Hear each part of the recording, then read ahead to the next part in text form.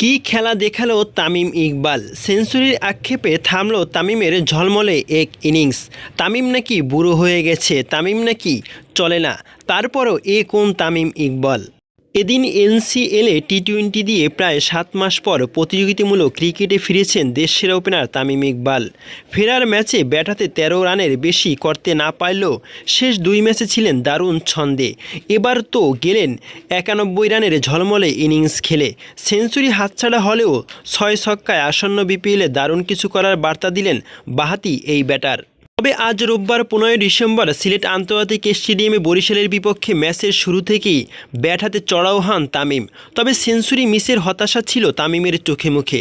অবশ্য শতক হাতছাড়া হলেও এমন এক ইনিংস খেলেছেন তামিম, বেশ আত্মবিশ্বাস যোগাবে সামনে বিপিএলে। এর ঠিক আগে তামিমের এমন ফর্মে খুশি ফরচুন বরিশাল, যে দলের হয়ে বিপিএল মাতাবেন এই তারকা ক্রিকেটার।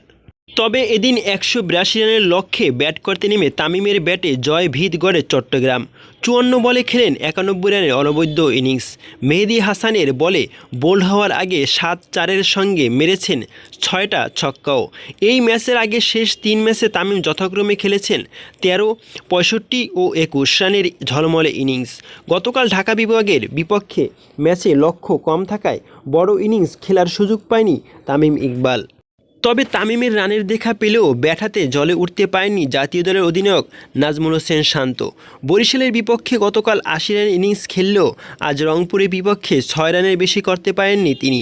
শান্তর এমন ব্যর্থতার ম্যাচে 7 উইকেটে হেরেছে রাজশাহী, রংপুরের জিতিয়ে মাঠ ছাড়েন অধিনায়ক আকবর আলী। 3 ম্যাচে 2 জয় আর 1 হারে 4 পয়েন্ট নিয়ে টেবিলের 3য় স্থানে আছে তামিমের চট্টগ্রাম। আকবর আলীর দল রংপুর আছে 1 নম্বরে, 2 আছে ঢাকা মেট্রো। রাজশাহীর অবস্থান টেবিলের 4-এ। তবে এবার বিপিএলটা মাতাবেন তামিম ইকবাল, এমনটাই ইঙ্গিত দিচ্ছেন। কেননা বিপিএলের আগে এমন দুর্দান্ত ইনিংসগুলো তামিমের ব্যাট থেকে আসা মোটেও সহজ ছিল না। কিন্তু অনেক দিনের গ্যাপ থাকায় অনেক সমালোচনা হয়েছে তামিম ইকবালকে নিয়ে। অবশেষে তামিম ইকবাল নিজের প্রতিচ্ছবি জানান দিলেন। আর তামিম ইকবাল নিজেকে প্রমাণ করার জন্য এনসিএলের মাঠটাকেই বেছে নিয়েছেন। এখন দেখার বিষয় তামিম ইকবাল কবে জাতীয় দলে ফিরবেন এবং ভালো পারফরমেন্স করবেন। তামিম ইকবাল কি আদৌ জাতীয় দলে ফিরবেন কি ফিরবেন না, এ বিষয়ে এখনও আমাদের অনেক কিছুই অজানা রয়েছে। তবে তামিম ইকবাল একবার হলেও জাতীয় দলে ফিরে তারপরে অবসর নেওয়া উচিত। এবং সামনে বিপিএলে আবার কি ফরচুন বরিশাল তাদের দ্বিতীয় শিরোপা তামিম ইকবালের হাত ধরে নিতে পারবে নাকি পারবে না, এই বিষয়ে আপনাদের মতামত কি জানাতে পারেন কমেন্ট করে কমেন্ট বক্সে। এবং তামিম ইকবাল সামনের ম্যাচগুলো কেমন খেলবে সেটাও জানাতে পারেন।